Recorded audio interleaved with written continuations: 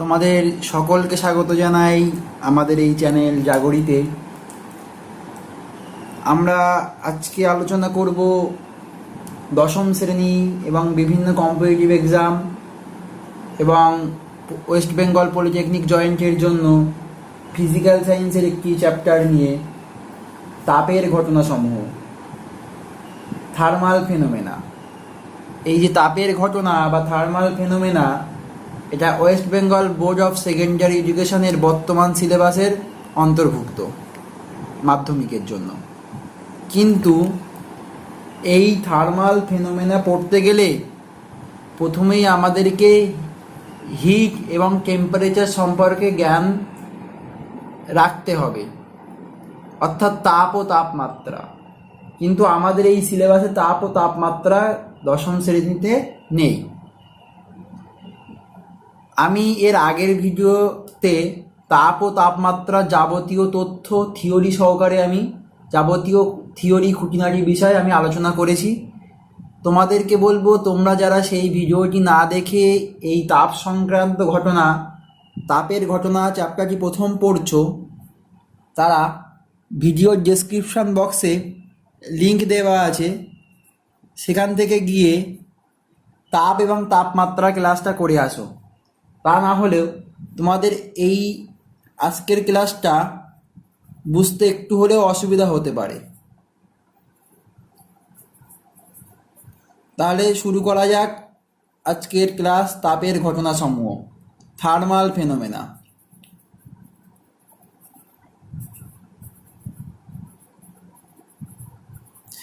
তোমাদেরকে আমি প্রথমেই বলেছি, আমি প্রতিটা চ্যাপ্টারের থিওরিটা ডিটেলসে পড়াবো, তারপরে আমি কম্পিটিটিভ এক্সাম বা জেক্সপোর জন্য যে সমস্ত এমসিকিউ প্রশ্ন হয় সেই রকম নিয়ে আলোচনা করব। এবং তোমরা যারা সরাসরি এমসিকিউ মুখস্থ করো, থিওরি পোর্শন না পড়ে, তাদেরকে বলবো তোমরা কিন্তু ভুল করো। কারণ তোমরা যদি এমসিকিউ মুখস্থ করে যাচ্ছ, সেই রকমের এমসিকিউ এর মধ্যে পরীক্ষায় যদি কিছু না থাকে তাহলে তোমরা লিখতে পারবে না। কিন্তু তোমরা যদি থিওরিটা খুঁটিয়ে খুঁটিয়ে পড়ো, তাহলে কিন্তু তোমরা এমসিকিউটা সুন্দরভাবে পড়তে পারবে। চলো, তাপের ঘটনাসমূহের মধ্যে আমরা প্রথমে যেটা পড়ব সেটা হলো তাপীয় প্রসারণ। তাপীয় প্রসারণ, থার্মাল এক্সপানশন।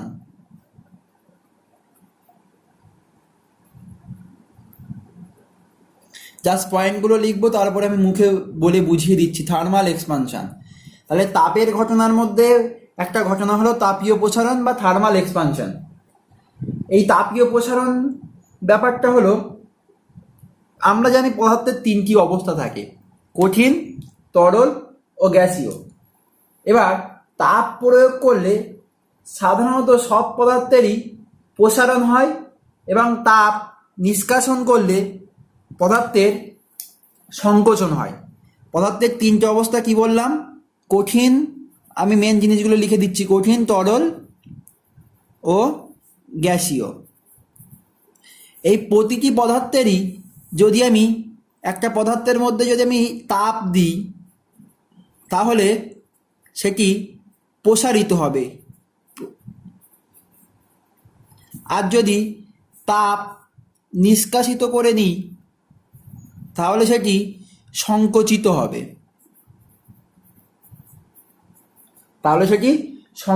হবে। সাপোজ আমরা এমনি বাস্তবে আমরা এগুলো অ্যাপ্লাই করে থাকি।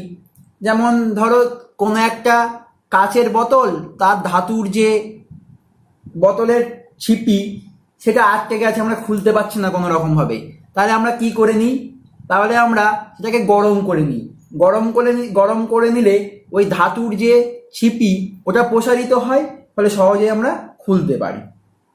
ওকে। আর এই যে তাপীয় প্রসারণ, তাহলে তাপীয় প্রসারণের প্রকারভেদ আমরা মূলত তিন ভাগে ভাগ করতে পারবো। প্রকারভেদ,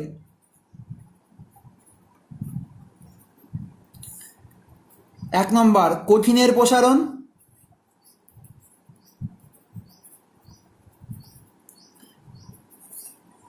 তরলের প্রসারণ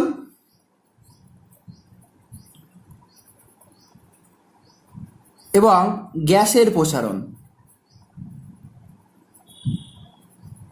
গ্যাসের প্রসারণ। এবার আমরা যদি সাপোজ আমার কাছে একটা কঠিন পদার্থ আছে, একটা তরল এবং একটা গ্যাসীয়। ওকে, আমরা জানি কঠিন পদার্থের অণুগুলি খুব কাছাকাছি থাকে, তরল পদার্থে একটু দূরে দূরে, আর গ্যাসীয় পদার্থের ক্ষেত্রে আরও বেশি দূরে ছড়িয়ে ছিটিয়ে থাকে। এইবার একে যদি হিট দিচ্ছি, আমরা একে তাপ দিচ্ছি, একে তাপ দিচ্ছি, আর একে তাপ দিচ্ছি, এই তিনটে ক্ষেত্রে যদি আমরা সমপরিমাণ তাপ দিই, তাহলে এই তিনটে পদার্থের কিন্তু সমপরিমাণে প্রসারণ হবে না। এই তিনটে পদার্থের প্রসারণ কিন্তু সমপরিমাণে হবে না। কঠিন পদার্থের প্রসারণটা তুলনামূলক কম হবে, তরলের প্রসারণটা আরেকটু বেশি হবে, আর গ্যাসের ক্ষেত্রে আরও বেশি বেশি প্রসারণ হবে। কি বললাম? কঠিন পদার্থের প্রসারণ একটু বেশি হবে, একটু হবে, তরলের ক্ষেত্রে আরও বেশি হবে কঠিনের তুলনায়, আর গ্যাসের ক্ষেত্রে আরও আরও আরও বেশি বেশি হবে। ওকে, গ্যাসের প্রসারণ সব থেকে বেশি। এটা হলো কঠিন পদার্থ, তরল, গ্যাসীয়। এবার কঠিন পদার্থের তাপীয় প্রসারণ, এবার তাপ দিলে যদি প্রসারিত হয়, তাপ দিলে সেটা হবে প্রসারণ, আর তাপ নিষ্কাশিত করলে সেটা হবে সংকোচন, থার্মাল এক্সপানশন অফ সলিড। এবার আমরা কঠিনের যে প্রসারণ, কঠিনের যে তাপীয় প্রসারণ, কঠিনের যে তাপীয় প্রসারণ সেটার দিকে একটু আলোচনা করি। Thermal expansion, thermal expansion of solid, অর্থাৎ বাংলা লিখলাম না, কঠিনের তাপীয় প্রসারণ, কঠিনের তাপীয় প্রসারণ। দেখো, কঠিন পদার্থ মানে তার নির্দিষ্ট আকার ও আকৃতি থাকবে, কঠিন পদার্থ মানে তার নির্দিষ্ট আকার ও আকৃতি থাকবে। তাই আমরা যদি একে হিট দিই, তাহলে সব দিকেই সমানভাবে প্রসারিত হবে, এর চারিপাশেই সমানভাবে প্রসারিত হবে। এবং তাপ প্রয়োগের ফলে কঠিনের এই প্রসারণ হবার ঘটনাকে বলবো আমরা থার্মাল এক্সপানশন অফ সলিড, অর্থাৎ কঠিনের তাপীয় প্রসারণ। আবার এইরকম কোনো একটা কঠিন পদার্থ থেকে আমরা যদি তাপ বার করে নিই, অর্থাৎ তাপ নিষ্কাশিত করে নিই, তাহলে সব দিক থেকেই সমানভাবে সংকুচিত হবে, সব দিক থেকেই সমানভাবে সংকুচিত হবে। একে বলবো আমরা থার্মাল কম্প্রেশন অফ সলিড। এটাকে বলবো, এই তাপ দিলে যদি আমরা হিট দিই তখন হচ্ছে আমার থার্মাল এক্সপানশন, তখন হচ্ছে আমার থার্মাল এক্সপানশন। আর তাপ যদি আমরা বার করে নিই তখন হবে সেটা থার্মাল কম্প্রেশন, অর্থাৎ সংকোচন, কম্প্রেশন, সংকোচন। ওকে, এবার দেখো, এবার যে উষ্ণতা, আমরা এবার দেখো আমাদের যেহেতু এমসিকিউর দিকে বেশি নজর থাকবে, সুতরাং আমরা যে সমস্ত এমসিকিউগুলো থিওরির মধ্যে করব, তোমরা খাতা পেন নিয়ে লিখে রাখো। দেখো, এতক্ষণ ধরে আমি যতটা আলোচনা করলাম এগুলো তোমাদের জাস্ট কনসেপ্ট ক্লিয়ার করার জন্য লাগবে, কিন্তু এবার যে কথাগুলো বলবো এগুলোই হলো এমসিকিউ বিভিন্ন কম্পিটিটিভ এক্সাম বা তোমাদের জেক্সপো জয়েন্ট বলো বা মাধ্যমিকে যে শর্ট কোশ্চেনগুলো থাকবে, এখান থেকে কোশ্চেন আসার সম্ভাবনা অনেক বেশি। দেখো, আমরা বললাম যে উষ্ণতা যদি বাড়ায় তাহলে কিভাবে কঠিন পদার্থের প্রসারণ হবে, আর উষ্ণতা যদি কমিয়ে নিই বা উষ্ণতা যদি নিষ্কাশিত করে নিই তাহলে কঠিন পদার্থের সংকোচন হবে। কিন্তু এটা সর্বদা সত্য নয়, কিছু ব্যতিক্রম আছে, সেই ব্যতিক্রমগুলোই তোমাদের মনে রাখতে হবে। কিছু ব্যতিক্রম আছে, যেমন জল। জল, আমি জল একটা তরল পদার্থ, এই জলকে যদি আমরা তাপ দিই তাহলে কি হবে? বলেছি তাপ দিলে ওটা প্রসারিত হবে, কিন্তু না, 0 থেকে 4 ডিগ্রি সেলসিয়াস পর্যন্ত, 0 থেকে 4 ডিগ্রি সেলসিয়াস পর্যন্ত জলে যদি আমরা তাপ দিই তাহলে কিন্তু তার প্রসারণ হয় না, প্রসারণ হবার পরিবর্তে তার সংকোচন হয়। তাহলে জল মাত্রই যে তাপ দিলে সেটা প্রসারিত হবে এমন কোনো ব্যাপার নেই, 4 ডিগ্রি সেলসিয়াসের পরে গিয়ে সে প্রসারিত হবে। তাহলে জলের এক্সাম্পলটা মনে রাখতে হবে। আর একটা সিলিকন, আমরা সিলিকনকে এখন আমাদের মডার্ন ইলেকট্রনিক্সে খুবই ব্যবহার করা হয়। সিলিকন, সিলিকন,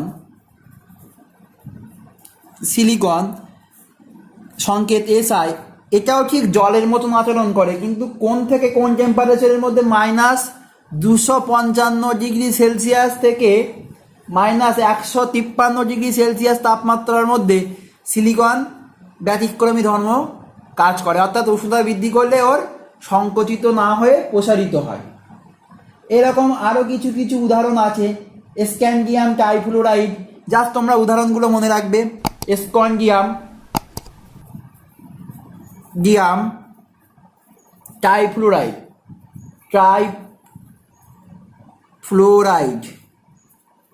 জাস্ট তোমরা সংকেতগুলো মনে রাখবে। দেখো এর সংকেত হলো SCF3, scandium trifluoride. Iodide, silver iodide. দেখো আমি এই 4টে উদাহরণ দিয়ে একটা তোমাদের প্রশ্ন বোঝাবো। Silver iodide, AgL। তোমাকে পরীক্ষায় এই 4টে উদাহরণ দিয়ে দিল, সাপোজ 3টে দিল, আর বললো তোমাকে আর অন্য একটা লোহা দিয়ে দিল, বললো নিম্নলিখিতগুলির মধ্যে কোনটির ক্ষেত্রে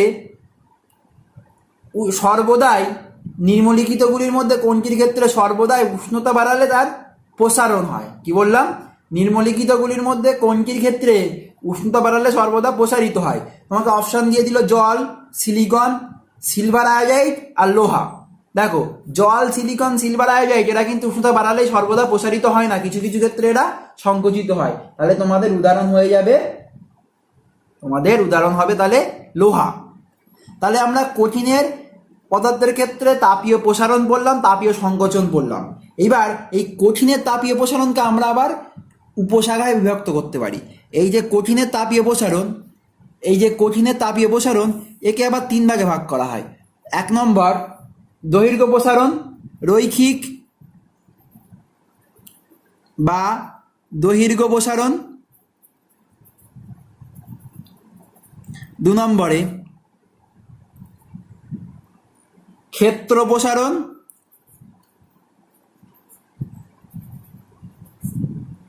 3 নম্বরে আয়তন প্রসারণ।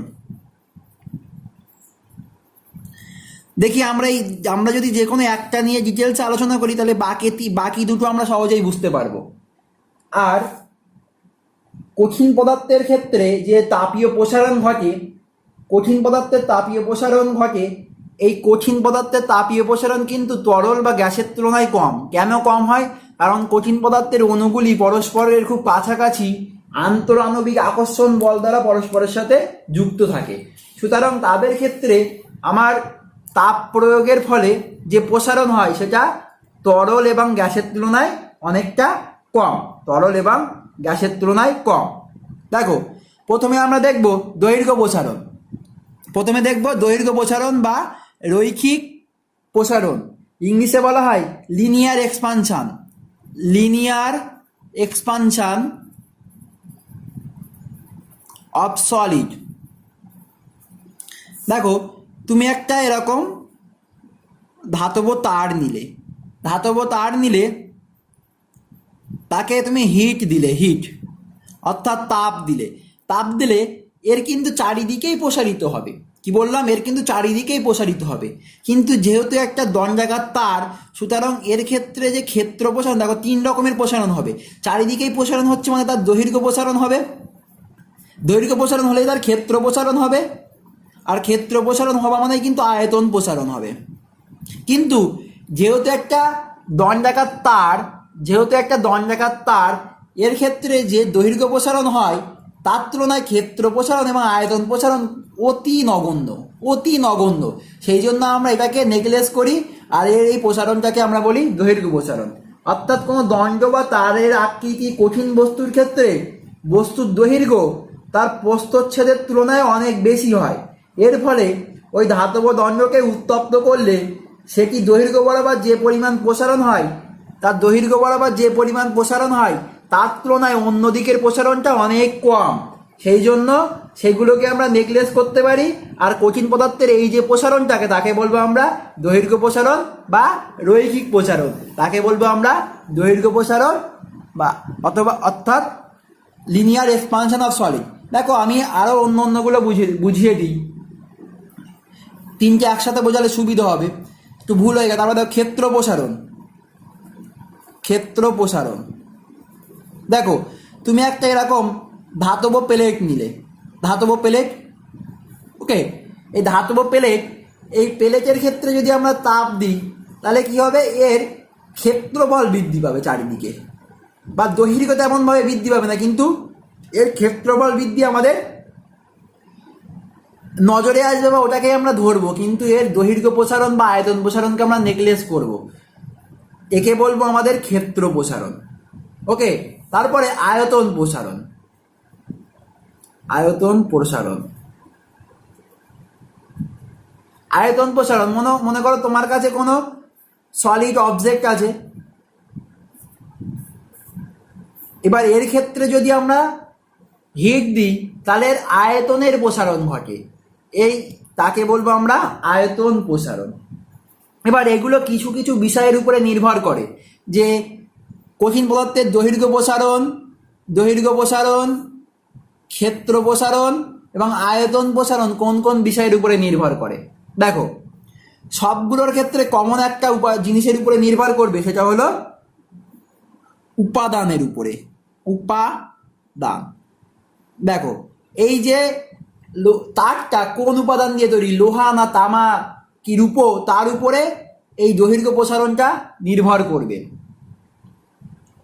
এর ক্ষেত্রেও এই যে প্লেটটা কোন ধাতু দিয়ে তৈরি তার উপরে নির্ভর করবে, এর ক্ষেত্রে এই সলিডটা কোন ধাতু দিয়ে তৈরি তার উপরে নির্ভর করবে, তাহলে উপাদানের উপরে নির্ভর করছে। 2 নম্বর, উষ্ণতা বৃদ্ধি। উষ্ণতা বৃদ্ধি, তুমি কি পরিমাণ উষ্ণতা বৃদ্ধি করলে তার উপরে নির্ভর করবে।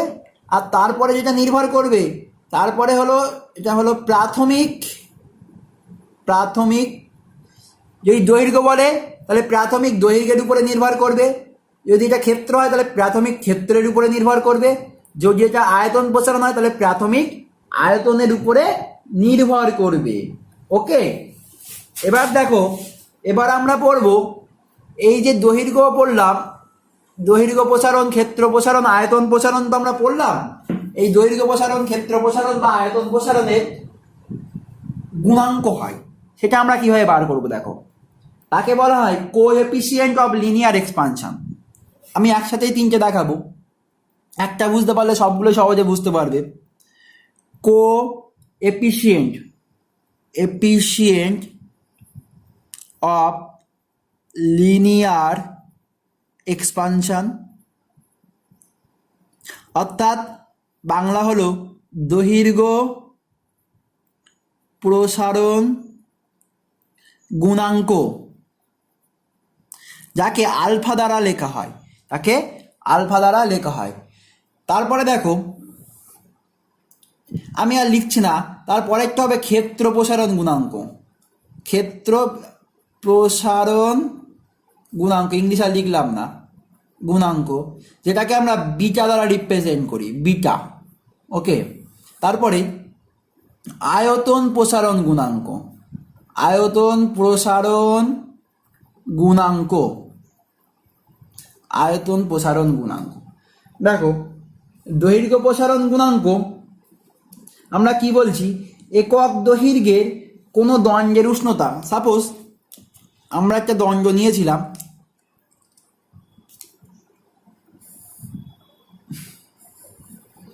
একটা দণ্ড নিলাম, আমি একটাই বোঝাবো, তোমরা বাকিগুলো বুঝতে পারবে। তার প্রাথমিক যে দৈর্ঘ্য ছিল সেটা ছিল আমার এল, ওকে, বা L1 বলো, L1। এবার একে যদি আমরা হিট দিই, তাপ দিই, তাহলে কি হবে, এর দৈর্ঘ্যের প্রসারণ হবে। সাপোজ এর দৈর্ঘ্য বৃদ্ধি পেল, দৈর্ঘ্য বৃদ্ধি পেয়ে সাপোজ এত বড় হয়ে গেল তাপ দেওয়ার পরে, একটা নির্দিষ্ট পরিমাণ তাপ দিলাম।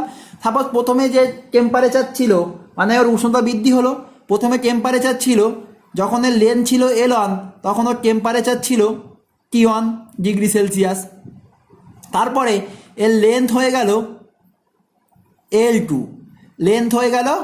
L2, দেখো প্রথমে এই পর্যন্ত লেন্থ ছিল, তারপরে বেড়ে এইটুখানি বেড়ে গেল, অর্থাৎ এখান থেকে এই পর্যন্ত লেন্থ হলো L2।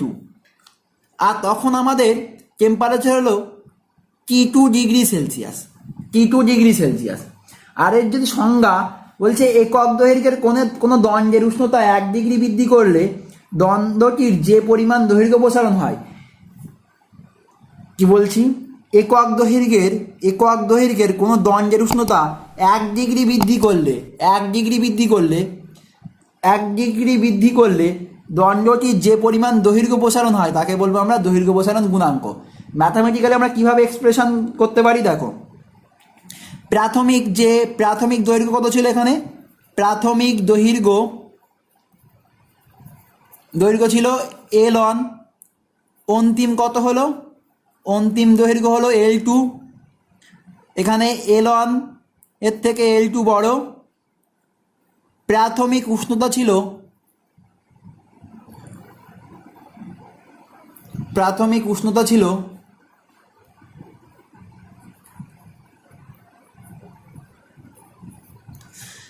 T1 ডিগ্রি সেলসিয়াস, আর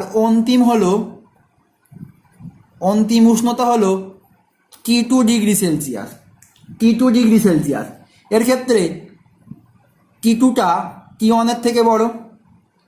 ওকে, T2টা T1 এর থেকে বড়। আমরা এখানে কি বলতে পারি যে দণ্ডটির প্রাথমিক যে দৈর্ঘ্য প্রসারণ দুটি বিষয়ের উপরে নির্ভর করবে। আমি এখানেই করে দেখাচ্ছি পাশে, দৈর্ঘ্য প্রসারণ দুটি বিষয়ের উপরে নির্ভর করবে। দণ্ডটির প্রাথমিক দৈর্ঘ্যের সমানুপাতিক। দৈর্ঘ্য যে প্রসারণ হলো, তাহলে প্রসারণ কতটা হলো? L2 মাইনাস L1 প্রসারণ হলো।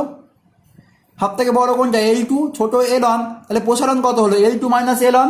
সেই প্রসারণটা আমার যে প্রাথমিক দৈর্ঘ্য ছিল L1 তার সাথে সমানুপাতিক। এটা 1 নম্বর সমীকরণ দিলাম। আর যে উষ্ণতা বৃদ্ধি ঘটলো তার সাথেও সমানুপাতিক। কত হলো উষ্ণতা বৃদ্ধি? T2 মাইনাস T1, এর সাথেও সমানুপাতিক। কি সমানুপাতিক? দৈর্ঘ্যের প্রসারণ কোনটা? L2 মাইনাস L1, এটাই তো দৈর্ঘ্যের প্রসারণ। এটা প্রাথমিক দৈর্ঘ্য L1 এর সাথে সমানুপাতিক, আর উষ্ণতা বৃদ্ধি কত হলো? T2 মাইনাস T1, এর সাথে সমানুপাতিক। এবার ভেদের অঙ্ক থেকে আমরা যৌগিক ভেদের থেকে কি পাই? 1 নম্বর 2 নম্বর সমীকরণ থেকে আমরা পাই L2 minus L1 L1 into T2 minus T1। এবার এই সমানুপাতিক চিহ্নটাকে তুলে আমরা সমান আনবো কি করে? L2 মাইনাস, তাহলে আমাদের একটা ধ্রুবক আনতে হবে, সমান alpha L1 T2 minus T1। তাহলে এটা আমরা পেয়ে যাচ্ছি কি? এটা আমাদের হলো দৈর্ঘ্য প্রসারণ গুণাঙ্ক। আগেই বলেছি এই আলফা হলো দৈর্ঘ্য প্রসারণ গুণাঙ্ক।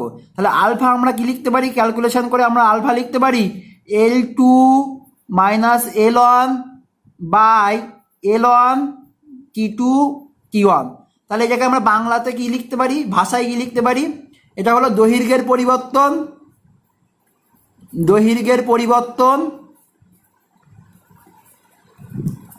বাই প্রাথমিক দৈর্ঘ্য ইন্টু উষ্ণতার পরিবর্তন।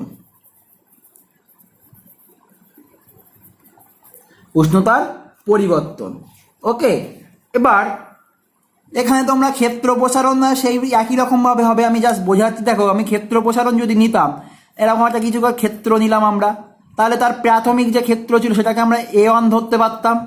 ওকে, আর বৃদ্ধি পাওয়ার পরে আমার হতো A2। টেম্পারেচারে প্রথমে ছিল T1, পরে হলো T2। তাহলে আমার ক্ষেত্রের পরিবর্তন কি হতো? A2 মাইনাস A1 ক্ষেত্রের পরিবর্তন। এটা কিসের সাথে সমানুপাতিক হতো? প্রাথমিক ক্ষেত্র A1 ছিল তার সাথে। আবার আরেকটা হতো উষ্ণতার পরিবর্তন কি ছিল? T2 মাইনাস T1, এর সাথে সমানুপাতিক হতো। তাহলে আমরা এখান থেকে পেতাম A2 মাইনাস A1 সমান আমরা সমানুপাতিক চিহ্ন দিয়ে একটা বিটা সমানুপাতিক চিহ্ন তুলে একটা ধ্রুবক আনতাম A1 T2 মাইনাস T1। তাহলে বিটা ইকুয়াল টু আমরা কি লিখতে পারতাম? A2 minus A1 by A1 into T2 minus T1। কি এটা? তাহলে ক্ষেত্র প্রসারণ গুণাঙ্ক ইকুয়াল টু ক্ষেত্রের পরিবর্তন বাই প্রাথমিক ক্ষেত্র ইন্টু উষ্ণতার পরিবর্তন। সেই একই রকমভাবে আয়তন প্রসারণ গুণাঙ্ক হয় গামা। গামাকে আমরা লিখতে পারতাম V2 minus V1 by V1 into T2 minus T1। অর্থাৎ আয়তনের পরিবর্তন বাই প্রাথমিক আয়তন আয়তনের পরিবর্তন বা প্রাথমিক আয়তন ইন্টু উষ্ণতার পরিবর্তন। এবার এখানে একটি ছোট জায়গার মধ্যে তোমরা দেখে নাও এর একক এবং মাত্রা কি হবে। দেখো এখানেও আয়তন, দুটো সমজাতীয় রাশি ক্যান্সেল আউট হয়ে যাচ্ছে, পড়ে থাকছে আমার উষ্ণতা, 1/, উষ্ণতা, তাই তো। এখানে আয়তনের মাত্রা এখানে কিন্তু ধরায় আসবে না। এর ক্ষেত্রে দেখো দৈর্ঘ্যের মাত্রা কিন্তু থাকবে না, এর ক্ষেত্রে দেখো ক্ষেত্রের কোনো মাত্রা থাকবে না, শুধুমাত্র টেম্পারেচারের মাত্রার উপরেই কিন্তু আমার দৈর্ঘ্য প্রসারণ গুণাঙ্ক, ক্ষেত্র প্রসারণ গুণাঙ্ক বা আয়তন প্রসারণ গুণাঙ্কের মান নির্ভর করে। কি বলছি, শুধুমাত্র দৈর্ঘ্যের মানে উষ্ণতা বা তাপমাত্রার উপরেই কিন্তু এদের মাত্রা বা একক নির্ভর করে। তাহলে এর একক কি হবে এখান থেকে বলতে পারি, আমি একসাথে করে দিচ্ছি, একটু ওয়েট করো, দাঁড়াও। দেখো মাত্রা বা ও একক কি হবে, মাত্রা ও একক, কার একক, আলফা, বিটা ও গামার। মাত্রা হবে তোমাদের এখানে শুধুমাত্র মাত্রা কিসের উপরে, মাত্রা বলতে আমরা কি করতে পারি, মনে করো আমি আলফার মাত্রা বার করতাম, তাহলে কি হতো আমার এল বাই দৈর্ঘ্যের পরিবর্তন এল বাই প্রাথমিক দৈর্ঘ্যটাও এল আর উষ্ণতা হলো থিটা। তাহলে এখান থেকে মাত্রা কি পেতাম আমরা, থিটা ইনভার্স। বিটার ক্ষেত্রে কি হতো, তোমার ভলিউম ক্ষেত্রফল ছিল, তাহলে L² বাই L², থিটা, এখান থেকেও পেতাম আমরা থিটা ইনভার্স। গামার ক্ষেত্রে কি হতো, ভলিউম, আয়তনের পরিবর্তন বাই প্রাথমিক আয়তন মানে L3, থিটা সমান সমান। এবার যদি আমরা একক দেখি, একক সেরকমভাবে একক করব আমরা, বিভিন্ন পদ্ধতির একক দেখো, SI পদ্ধতি, CGS পদ্ধতি আর FPS পদ্ধতির দেখো কিসের উপরে নির্ভর করবে, শুধুমাত্র উষ্ণতার উপরে নির্ভর করবে। তাহলে কি হতে পারে, এর উষ্ণতাকে CGS SI পদ্ধতিতে আমরা বলতে পারি, তিনটের ক্ষেত্রে একই হবে, কেলভিন ইনভার্স। এর ক্ষেত্রে হবে ডিগ্রি সেলসিয়াস ইনভার্স, এর ক্ষেত্রে ফারেনহাইট ইনভার্স। প্রতিটার ক্ষেত্রে সেম হবে, ওকে, প্রতিটার ক্ষেত্রেই সেম হবে, কিন্তু এটাকে আমরা বিভিন্ন ভাষায় একে বলা যে থাকতে পারে পরীক্ষায় তোমাদের অপশানে। আমি একটা দিয়ে বোঝাচ্ছি, এই কেলভিন ইনভার্সকে আমরা আরও বলতে পারতো পার কেলভিন, বা আরও বলতে পারতো এরকমভাবে পার কেলভিন, বলতে পারতো প্রতি কেলভিন। ওকে, সুতরাং যেমনভাবে দেওয়া থাকবে তোমাদের একটু বুঝে নিতে হবে। ওকে, আশা করি তাহলে আমরা দৈর্ঘ্য প্রসারণ গুণাঙ্ক, ক্ষেত্র প্রসারণ গুণাঙ্ক এবং আয়তন প্রসারণ গুণাঙ্ক এদের মান কিসের উপরে নির্ভর করে, প্রতিটির মান তার উপাদানের উপরে নির্ভর করে, আর যে পরিমাণ উষ্ণতা বৃদ্ধি করছে তার উপরে নির্ভর করে, আর কি আমার প্রাথমিক কি দৈর্ঘ্য ছিল, প্রাথমিক কি ক্ষেত্র ছিল তার উপরে নির্ভর করে। এবার আমরা দেখব যে এই যে দৈর্ঘ্য প্রসারণ গুণাঙ্ক, ক্ষেত্র প্রসারণ গুণাঙ্ক বা আয়তন প্রসারণ গুণাঙ্ক, অর্থাৎ আলফা, বিটা ও গামার মধ্যে একটা খুব গুরুত্বপূর্ণ সম্পর্ক আছে, সেই সম্পর্কটা তোমাদের মনে রাখতে হবে। সম্পর্ক হলো alpha equal to beta by 2 equal to gamma by 3। তোমাদের এই সম্পর্কটা মনে রাখতে হবে MCQ এর জন্য। তোমরা কিভাবে মনে রাখবে, তোমরা পরীক্ষায় তোমাদের ভুল হয়ে যেতে পারে যে আমরা আলফার তলায় 2 হবে না, গামার তলায় 2 হবে, কি কার তলায় 3 হবে, এটা তোমরা গুলিয়ে ফেলবে। মনে রাখার জন্য বলে দিচ্ছি, দেখো আলফা ছিল দৈর্ঘ্য প্রসারণ, দৈর্ঘ্য মানে হলো একমাত্রিক, সেই জন্য তলায় 1। বিটা ছিল ক্ষেত্র হলো দ্বিমাত্রিক, সেই জন্য তলায় 2। গামা হলো আয়তন, ছিল ত্রিমাত্রিক, তাই বাই 3। এইভাবে তোমরা মনে রাখতে পারো। ওকে, এইভাবে তোমরা মনে রাখতে পারো। দেখো এবার আমরা আলোচনা করব দ্বিধাতব পাত নিয়ে। দ্বিধাতব পাত, ধাতব পাত, যাকে ইংলিশে বলা হয় বাইমেট্রিক স্ট্রিপ, বাইমেটালিক স্ট্রিপ। দ্বিধাতব পাত তোমরা নাম শুনেছো। দ্বিধাতব পাত কাকে বলা হয়, দুটি ভিন্ন ধাতু দিয়ে তৈরি সমান মাপের, অর্থাৎ একই দৈর্ঘ্য বা একই প্রস্থ বা একই বেগযুক্ত দণ্ডের বা পাতকে একটির উপরে আরেকটিকে রেখে সাধারণ উষ্ণতায় রিভেট করে আটকানো হলে সেই ধাতব পাতযুক্তকে দ্বিধাতব পাত বলা হয়। সাপোজ এটা হলো তোমার লোহা, এটা হলো লোহা, আর আর একটা নাও, একই আকারের হতে হবে কিন্তু, এটা তোমার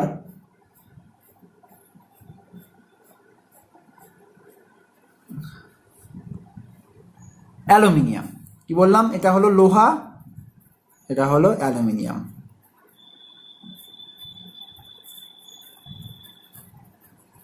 দুটি আলাদা ধাতুর পাত, একে রিভেট করে জোড়া হলো। রিভেট হলো এই রকমের একটা জিনিস, তোমরা হাওড়া ব্রিজে দেখতে পাবে, রিভেট বলা হয় ওইগুলোকে। রিভেট এক প্রকারের জয়েন্ট,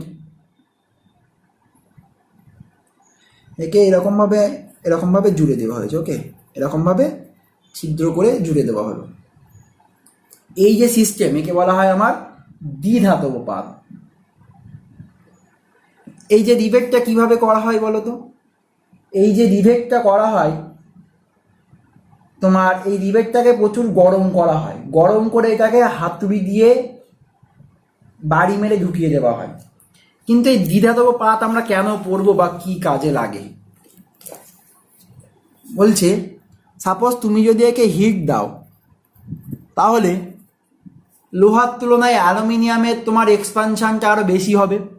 লোহার তুলনায় যদি অ্যালুমিনিয়ামের এক্সপানশন বেশি হয়, তাহলে অ্যালুমিনিয়ামটা বেশি প্রসারিত হবে, লোহা কম প্রসারিত হবে। তাহলে এই যে সিস্টেমটা কি হতে পারে, এরম বেঁকে যাবে। বেঁকে যাবে কোনটা? উপরে তো লোহা থাকবে এইরকমভাবে, আর নিচে অ্যালুমিনিয়ামটা থাকবে এইরকমভাবে।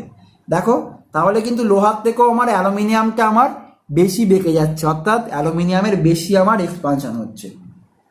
দ্বিধাতব পাত, দেখো তোমাদের মনে রাখতে হবে দ্বিধাতব পাতের কিছু ব্যবহারিক প্রয়োগ আছে।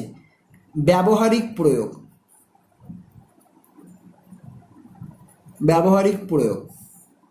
দ্বিধাতব পাতের ব্যবহারিক প্রয়োগ হলো থার্মোস্ট্যাট,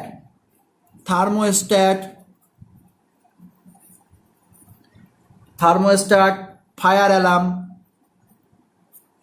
ফায়ার সেফটির জন্য যে সমস্ত অ্যালার্ম ব্যবহার করা হয়, ওখানে দ্বিধাতব পাতের কনসেপ্টে কাজে লাগানো হয়, মনে রাখবে। ফায়ার অ্যালার্ম, তারপরে দ্বিধাতব থার্মোমিটার, এরকম অনেক কিছু আছে, বোঝা গেল?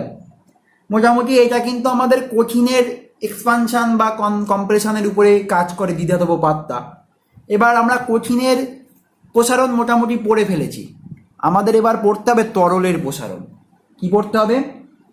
তরলের প্রসারণ। দেখো, থার্মাল এক্সপানশন অফ লিকুইড। কি পড়বো? Thermal expansion of liquid. Thermal expansion of liquid.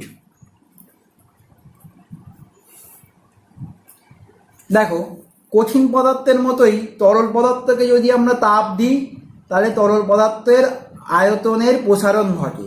তরলের তো দৈর্ঘ্য নেই, ক্ষেত্র নেই, সুতরাং এর ক্ষেত্রে আমরা আয়তন নিয়ে আলোচনা করব। বললাম তরলের শুধুমাত্র আয়তন নিয়েই আমরা আলোচনা করব। আয়তনের প্রসারণ ঘটবে। এবার এর যে তরল পদার্থের যে অণুগুলি থাকে না, এই অণুগুলির মধ্যে আন্তঃআণবিক যে আকর্ষণ বল, এটা কঠিন পদার্থের তুলনায় কম। আন্তঃআণবিক আকর্ষণ বল কঠিন পদার্থের তুলনায় অনেক কম। সুতরাং একই পরিমাণে যদি আমরা তাপ দিই, তাহলে তরল পদার্থটা বেশি করে আয়তন প্রসারণ ঘটাবে। এর যে আয়তন প্রসারণ, এটা কঠিন পদার্থের 10 গুণ হয়, কঠিন পদার্থের 10 গুণ। ওকে, এবার তরলের আয়তন প্রসারণ 2 প্রকার হয়। তরলের আয়তন প্রসারণ 2 প্রকার হয়। 1 নম্বর হলো আপাত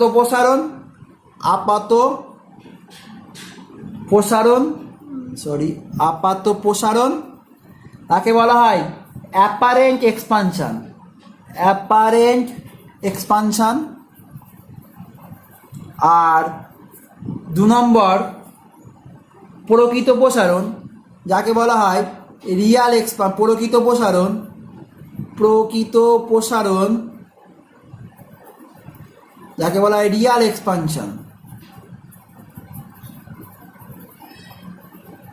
দেখো, আমি একটা উদাহরণের সাহায্যে তোমাদেরকে আপাত প্রসারণ বা প্রকৃত প্রসারণকে বোঝানোর চেষ্টা করছি। ধরে নাও আমাদের কাছে একটা কড়াইতে আমরা দুধ গরম করছি। ওকে, এবার যখন আমি তাপ দিচ্ছি তাহলে কি হচ্ছে, দুধের আমার আয়তন প্রসারণ হচ্ছে, দুধটা ফেপে উঠছে, দুধের আয়তন প্রসারণ হচ্ছে, সেটা দুধটা আমাদের ফেপে উঠছে। কিন্তু দুধের যে পরিমাণ প্রসারণটা হচ্ছে সেটা কিন্তু প্রকৃতপক্ষে আমরা খালি চোখে যদি দেখেই যদি আমরা সেটাকে ধরে নিই সেটা হবে আমার আপাত প্রসারণ। কিন্তু প্রকৃত প্রসারণ কি, দেখো পাত্রের প্রসারণ, এই যখন একে হিট করছি এর সাথে কিন্তু কড়াইটাও প্রসারিত হচ্ছে। কি হচ্ছে, কড়াইটাও প্রসারিত হচ্ছে। কিন্তু আমরা কড়াইয়ের প্রসারণটাকে নেগলেস করে শুধুমাত্র দুধের প্রসারণের উপরেই বেশি বেশি করে কনসেন্ট্রেট করছি, এটা কিন্তু আমাদের এক্স্যাক্ট ভ্যালু আমরা পাবো না, এটা কিন্তু সঠিক নয়। সেই জন্য সেটা হলো আপাত প্রসারণ। কিন্তু আপাত প্রসারণের সাথে যদি পাত্রের প্রসারণটাকেও আমরা যদি কনসিডার করতাম তখন সেটা হতো আমার প্রকৃত প্রসারণ। আবার একবার বলছি, একটা কড়াইতে করে আমি দুধ গরম করছি, দুধের আয়তন বৃদ্ধি পাচ্ছে, তুমি দেখেই বলে দিচ্ছ যে দুধের এইরকম প্রসারণ ঘটছে, কিন্তু সেটা হলো আপাত প্রসারণ। কিন্তু দুধের সাথেও যে আমার এই কড়াইটা তারও খুব ক্ষুদ্র ক্ষুদ্র, তুলনামূলকভাবে খুব ক্ষুদ্র প্রসারণ হতে হলেও কিন্তু হচ্ছে। সুতরাং সঠিক ক্যালকুলেশনের জন্য আমাদের যদি সেটাকেও কনসিডার করতে হয় যে পাত্রের প্রসারণ, তখন সেটা হয়ে যাবে প্রকৃত প্রসারণ। সুতরাং তরলের প্রকৃত প্রসারণ ইকুয়াল টু আপাত প্রসারণ ইন্টু পাত্রের প্রসারণ। এটা মনে রাখবে, ওকে। তারপরে দেখো এখানে ওই যে প্রসারণ গুণাঙ্কগুলো হয়, আমাদের আপাত প্রসারণ গুণাঙ্ক আর প্রকৃত প্রসারণ গুণাঙ্ক তোমরা আগেই তো তোমরা দেখেছো। জাস্ট তাও আমি তোমাদেরকে একটা বোঝানোর চেষ্টা করছি। আমরা আপাত মানে হলো অ্যাপারেন্ট প্রসারণ গুণাঙ্ক, যেহেতু আয়তন প্রসারণ হচ্ছে, আয়তন প্রসারণকে আমরা গামা দিয়ে লিখি। দেখো আপাত হলে তখন তাকে অ্যাপারেন্ট বলছি, আর প্রকৃত হলে রিয়াল, সেই জন্য আমরা আর ব্যবহার করলাম এখানে। সাপোজ প্রাথমিক অবস্থায় তরলের যে আয়তন ছিল সেটাকে আমি ধরে নিচ্ছিলাম V0, ওকে। আয়তন বৃদ্ধি পেয়ে হয়ে গেল কত, VA, কত V0 থেকে VA। টেম্পারেচার ছিল T1, বৃদ্ধি হয়ে গেল T2। তুমি এখানে V1 V2 করে দাও, তাহলে বুঝতে সুবিধা, সব জায়গায় V1 V2 দিয়ে বোঝালাম। তাহলে এই যে আপাতন প্রসারণ, এটা কি হচ্ছে বলো তো তোমাদের, সরি তোমার এখানে এ দিয়েই দাও, কারণ এটা আমরা অ্যাপারেন্ট ভলিউম বলছি, ওকে।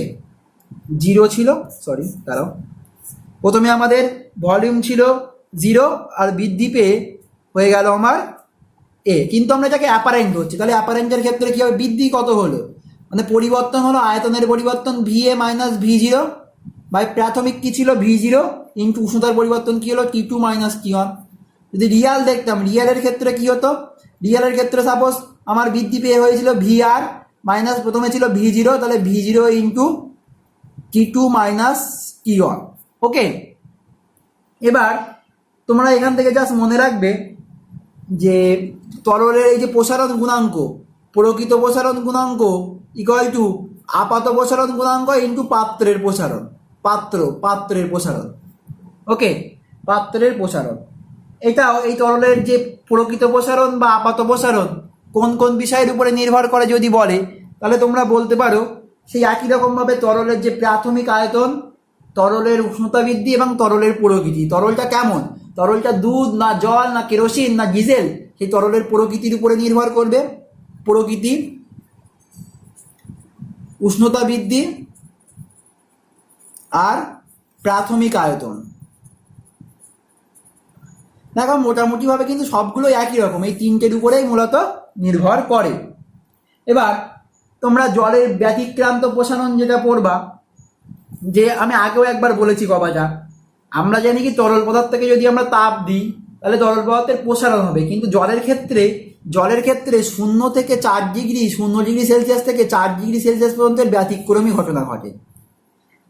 বলছে কি, সাধারণত কোনো তরলকে উত্তপ্ত করলে তার আয়তন বাড়ে, আর আয়তন বাড়লে কিন্তু ঘনত্ব কমবে, কারণ ঘনত্ব ইকুয়াল টু ভর বাই আয়তন। তাহলে ঘনত্ব আর আয়তনের মধ্যে সম্পর্ক হলো ব্যস্ত, তাহলে কি আয়তন বাড়লে ঘনত্ব কমবে, ঘনত্ব বাড়লে আয়তন কমবে।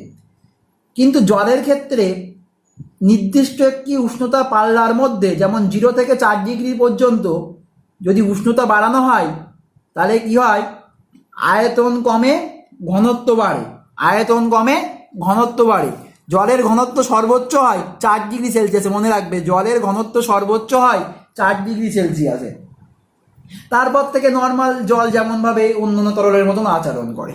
ওকে, এবার আমরা পড়ব, আমরা মোটামুটি তরলের প্রসারণটা পড়লাম, এবার আমরা গ্যাসের ক্ষেত্রে পড়ব। Gas, expansion of gas, thermal expansion of gases,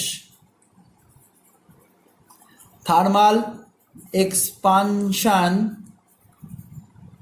of gases, গ্যাসের তাপীয় প্রসারণ। গ্যাসীয় পদার্থের অণুগুলির ভিতরে আন্তঃআণবিক আকর্ষণ বল খুবই কম। গ্যাসীয় পদার্থের যে অণুগুলি, এর মধ্যে এই আন্তঃআণবিক আকর্ষণ বল খুবই কম, খুবই কম। ওকে, সুতরাং এরা পরস্পরের থেকে দূরে থাকার চেষ্টা করে। তাই গ্যাসকে আমরা অল্প পরিমাণ তাপ দিলেই এর আয়তন প্রচুর প্রসারিত হয়। খুব বেশি, মানে সবথেকে কঠিন তরল আর গ্যাসের মধ্যে সবথেকে বেশি আয়তন প্রসারণ হয় আমার গ্যাসের ক্ষেত্রে। ওকে, যেমন গ্যাসের আয়তন প্রসারণ গুণাঙ্ক একই রকমভাবে তোমরা চার্লসের সূত্রটা হয়তো এর আগেই পড়েছো, যে গ্যাসের ধর্ম, ওখান থেকে ওই সমস্ত কিছু আছে।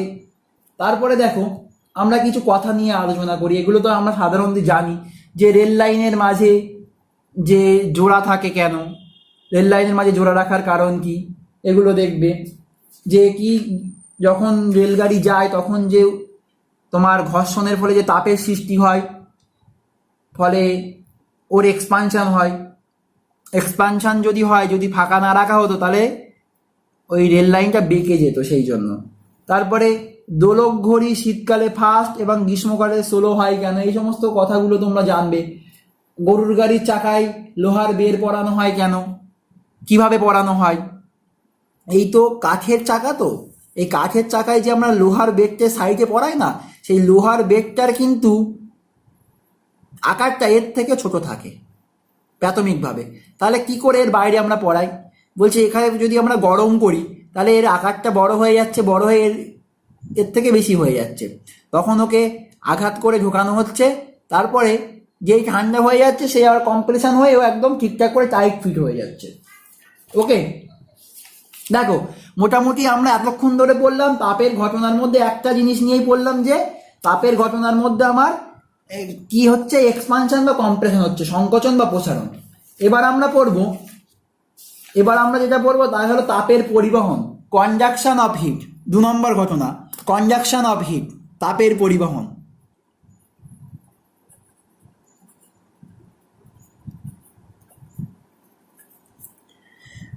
কি বলবো, তাপের পরিবহন।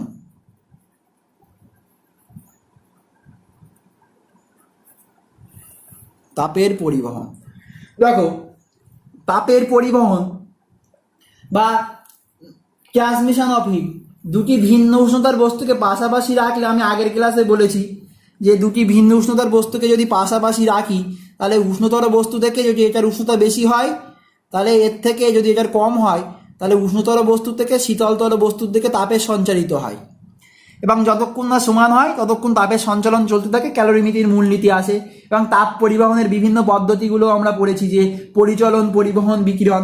তোমরা যারা এখন ওই ক্লাসটা করোনি তারা কিন্তু ডেসক্রিপশন বক্সে লিঙ্ক দেওয়া আছে, প্রথম ক্লাসটা করে নিও। তারপরে তাপ পরিবাহী, যারা তাপ পরিবহন করতে পারে তাদেরকে তাপ পরিবাহী বলা হয়। যারা তাপ পরিবহন করতে পারে তাদেরকে পরিবাহী বলা হয়, তাপ পরিবাহী। তাপ পরিবাহী 2 প্রকার হয়, এক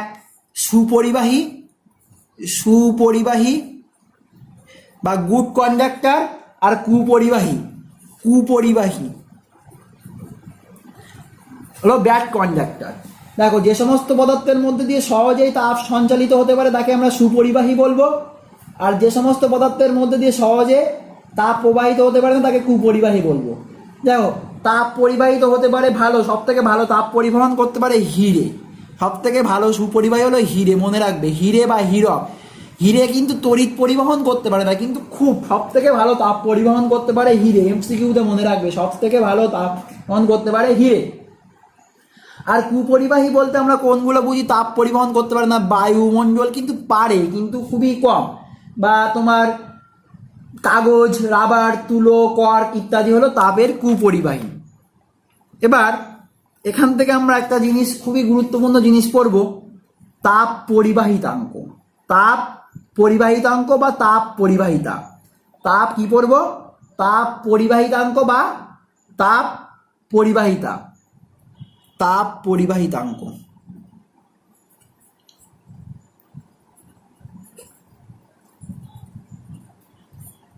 কোএফিসিয়েন্ট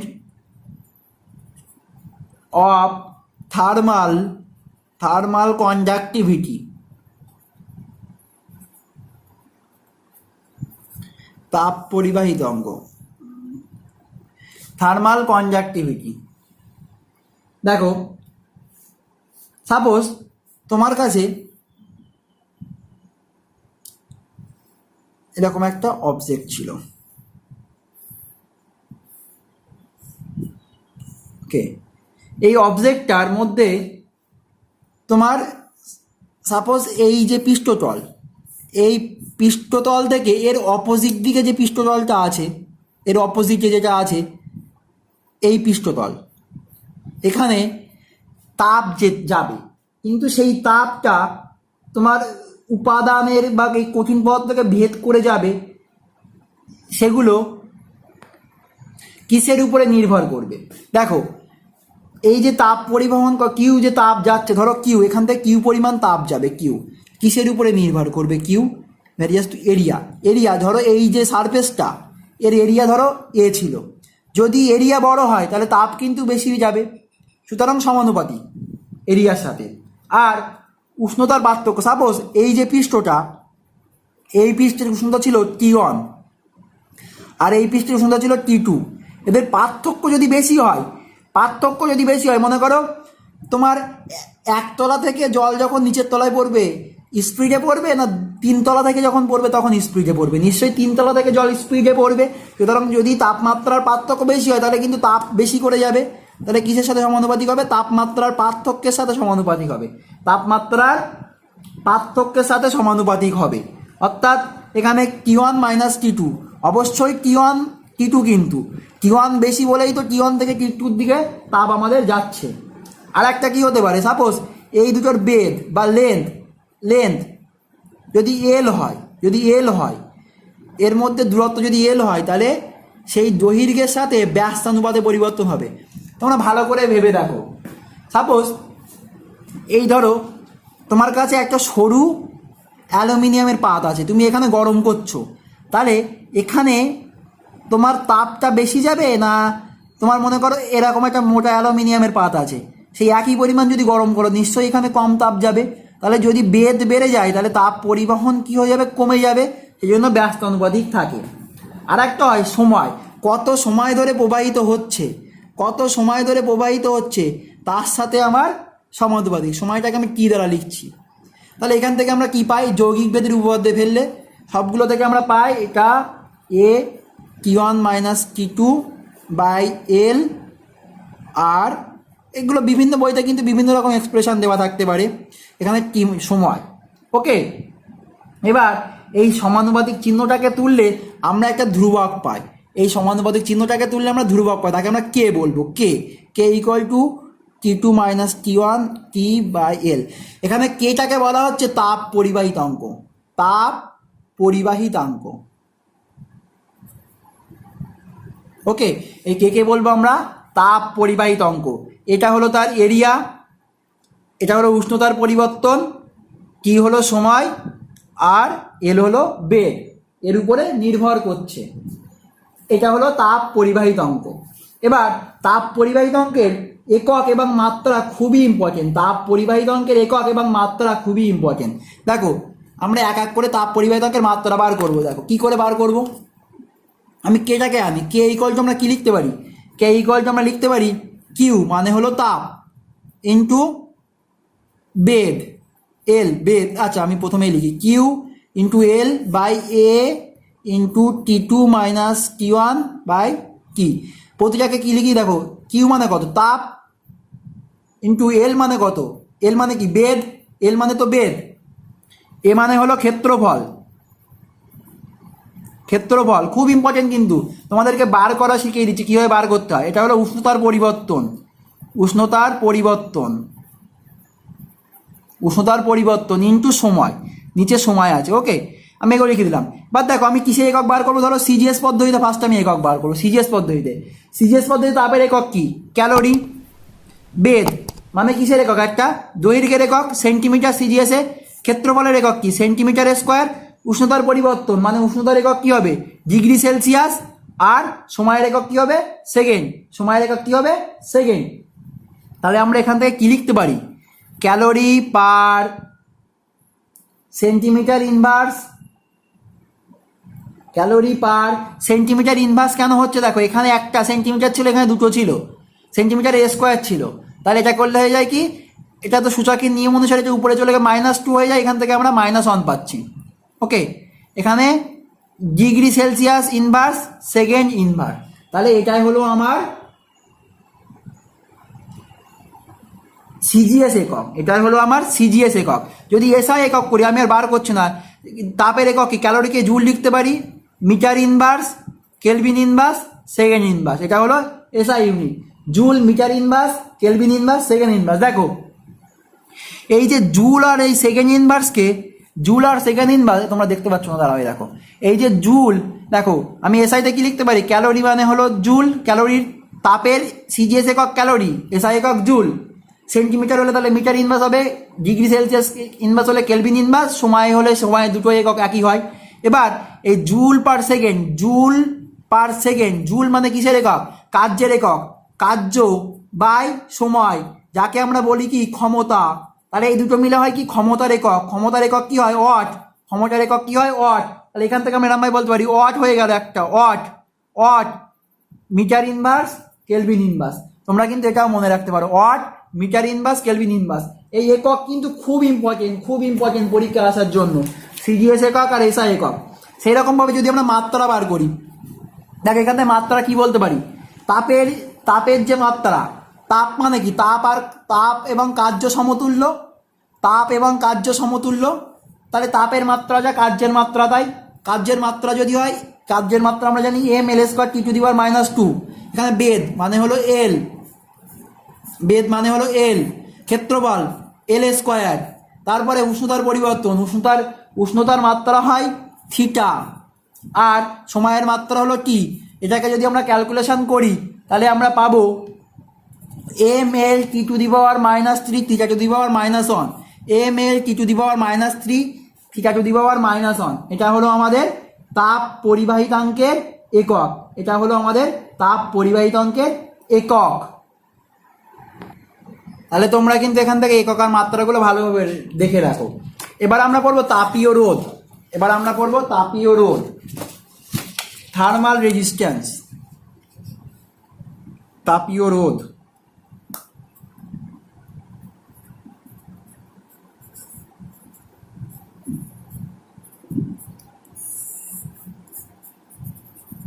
থার্মাল রেজিস্ট্যান্স, দেখো থার্মাল রেজিস্ট্যান্স কাকে বলে, যে ধর্মের জন্য, এটা একটা ধর্ম, একটা হলো তোমার তাপীয় ধর্ম, থার্মাল প্রপার্টি, ম্যাটেরিয়ালের একটা তাপীয় ধর্ম হলো থার্মাল রেজিস্ট্যান্স। যে ধর্মের জন্য কোনো পরিবাহী তার মধ্যে দিয়ে তাপের পরিবহনকে বাধা দেয় তাকে ওই পরিবাহী তাপীয় রোধ বলা হয়। সাপোজ একটা পরিবাহী ছিল, এর মধ্যে দিয়ে তাপ প্রবাহিত হতে পারে, কিন্তু এর মধ্যে একটা ধর্ম আছে যার দরুন এর ভিতর দিয়ে তাপ পরিবহনকে বাধা দেয়, সেই ধর্মটাকে বলা হয় তাপীয় রোধ। দেখো তোমার কাছে একটা অ্যালুমিনিয়ামের টুকরো আছে আর একটা কাগজের টুকরো আছে, দেখো অ্যালুমিনিয়ামের টুকরোর তাপীয় রোধ কাগজের টুকরোর তাপীয় রোধের থেকে কম, সেই জন্য অ্যালুমিনিয়ামের মধ্যে দিয়ে তাপ পরিবাহিত হতে পারে ভালোভাবে। ওকে, তোমরা এখান থেকে মনে রাখবে তাপীয় রোধের যে একক হয় সিজিএস একক, পরীক্ষা এমসিকিউর জন্য মনে রাখবে calorie inverse, calorie inverse second degree Celsius. Okay, আর এসআই একক জুল ইনভার্স সেকেন্ড কেলভিন। তোমরা এখান থেকে এগুলো মনে রেখো। আর তোমরা তারপরে দেখবে, আমি তো আগেই বলেছি যে সব থেকে বেশি তাপ পরিবহন করতে পারে হলো হিরে। সব থেকে বেশি ভালো তাপ পরিবহন করতে পারে হিরে।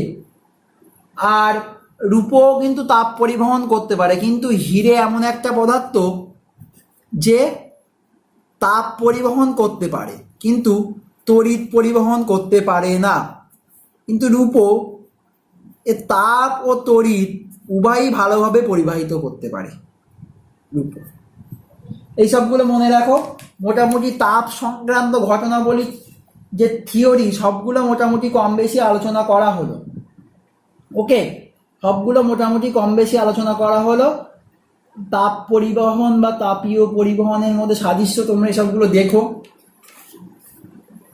এবার আমি এই ভিডিওর ডেসক্রিপশন বক্সে একটা পিডিএফ ফাইলের লিঙ্ক দিয়ে দেব। সেই পিডিএফে আমি বিভিন্ন বই থেকে এমসিকিউ কোশ্চেন, ওখানে তোমরা ওগুলো বাড়িতে এই টোটাল থিওরিটা পড়ার পরে ওগুলো একটু চর্চা করো। আর কারোর যদি কোনো এমসিকিউ কোশ্চেন বুঝতে অসুবিধা হয় তাহলে অবশ্যই কমেন্ট সেকশনে কমেন্ট করে জানাবে। নেক্সট ক্লাসে আমরা রসায়নের কোনো একটা চ্যাপ্টার নিয়ে আলোচনা করার চেষ্টা করব। ততক্ষণে তোমরা সকলেই বাড়িতে থাকো, সুস্থ থাকো। আর ভিডিওটা ভালো লাগলে অবশ্যই লাইক করবে, শেয়ার করবে এবং চ্যানেলটিকে সাবস্ক্রাইব করে রাখবে তোমাদের এই রকম প্রয়োজনীয় ক্লাস পেতে। এবং আমাদের এই চ্যানেলে ইঞ্জিনিয়ারিংয়ের উপরে বা কেরিয়ার কাউন্সিলিংয়ের উপরে বা বিভিন্ন অজানা ইতিহাস সম্পর্কে ভিডিও করা হয়। তোমরা যদি সেগুলোতে ইন্টারেস্টেড থেকে থাকো তাহলে তোমরা অবশ্যই চ্যানেলটিকে সাবস্ক্রাইব করে বেল আইকনে ক্লিক করে রাখবে। দেখা হচ্ছে পরবর্তী ক্লাসে। সকলকে অসংখ্য ধন্যবাদ ভিডিওটি শেষ অবধি দেখার জন্য।